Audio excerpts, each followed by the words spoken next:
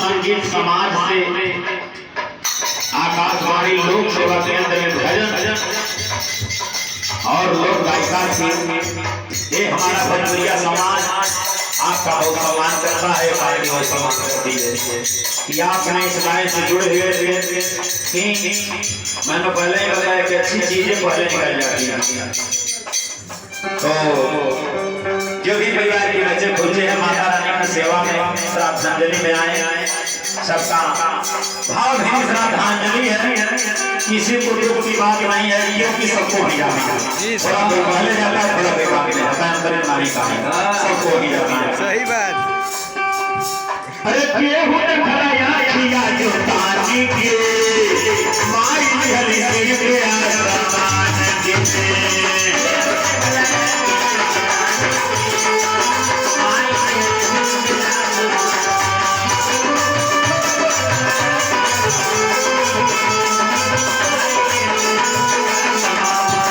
जब तक माई जियली बेटवा के ऊपर सिर पे हमेशा हाथ रहला, एक थे रखवाला जैसे होला भाई हमेशा बेटवा अपने परिवार के संजोग से रहे।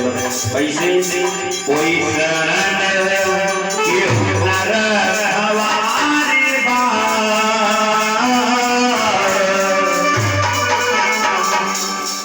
माई जैसन के हो